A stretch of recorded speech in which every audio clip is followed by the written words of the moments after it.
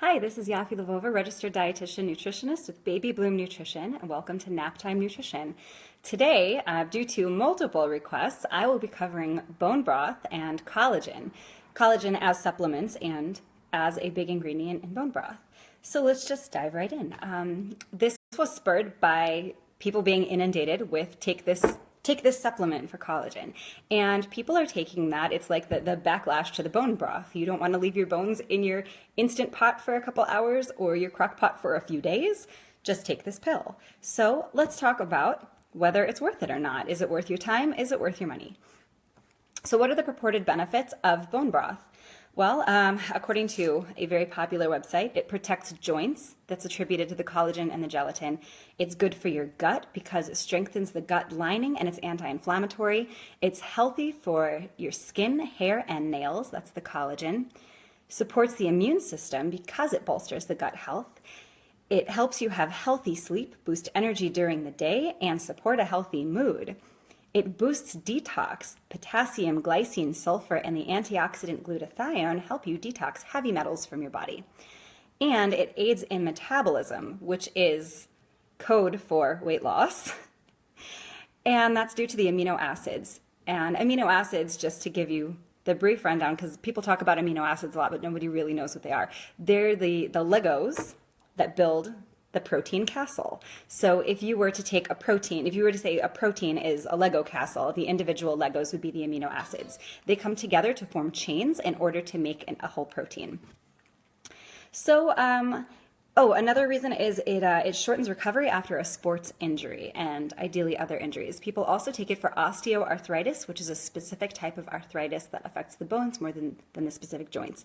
So the idea is that collagen that's in the bone broth that you're getting from the bone marrow and other ingredients also from the cartilage, the collagen turns into gelatin.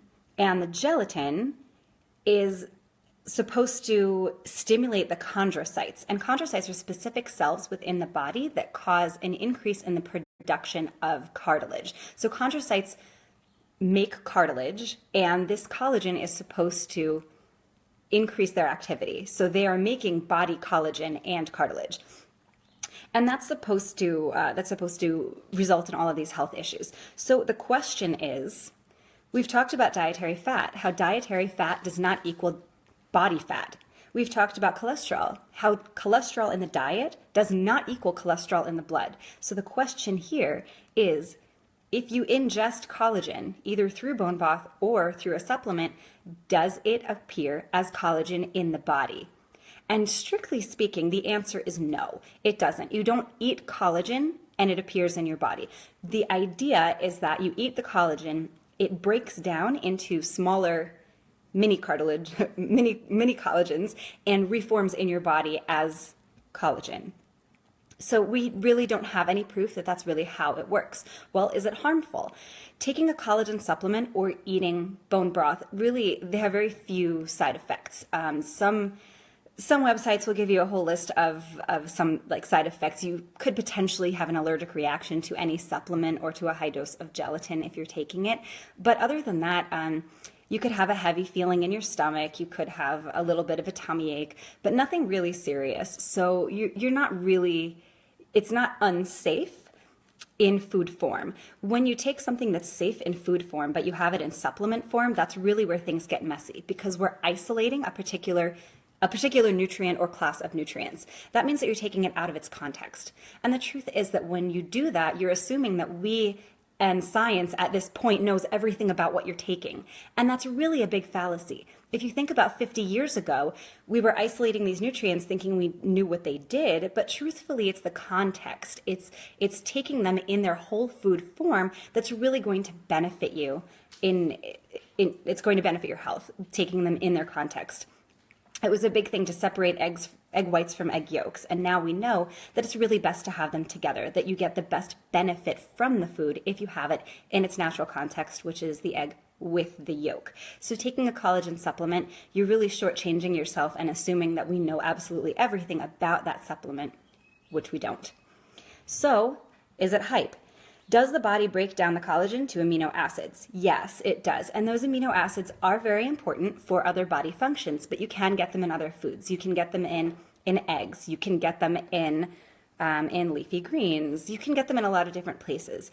Those amino acids are really just found anywhere where there is protein, and most foods have some amount of protein. It may be small, it may be large.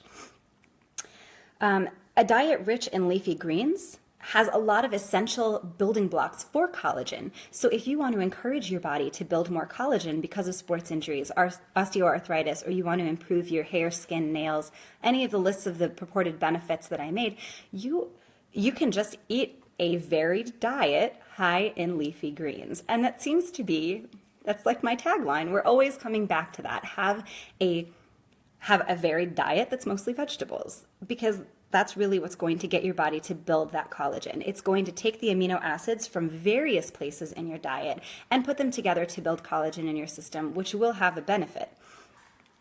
So the only place where there has actually been research that backs up this idea is chicken soup is anti-inflammatory. And everywhere in all of these articles, it's calling it the Jewish penicillin. Well, yeah, we knew that. Matzo ball soup, it's a big thing. When you make a chicken soup, you're going to make it with the bones in. You don't make chicken soup from boneless, skinless chicken breasts. That would taste awful. It would be flavorless. So there is benefit from that as far as anti-inflammatory, which is why you will find bone broth in so many different cultures.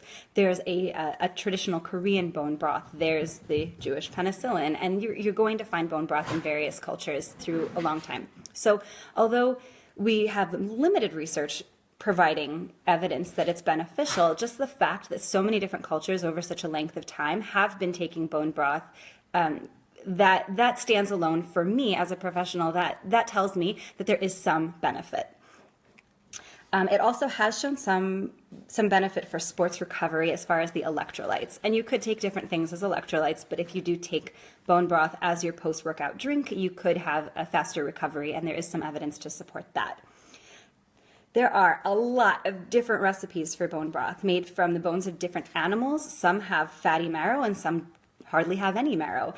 And the difference was tested in a small study in Korea recently, and the collagen amounts in each different soup with each different recipe was vast. There was a huge difference. So you can't really just say bone broth and make it an umbrella statement, because everyone thinks something different. So most studies that have studied bone broth and collagen supplementation have been small. They've been sponsored by large companies that have an agenda, and they have only been done in vitro, which means in a test tube rather than in a live environment, and also in animals. So we don't have any evidence that this is beneficial to humans. There has been some evidence that there's possible pain relief for osteoarthritis, and that's going to continue to be studied.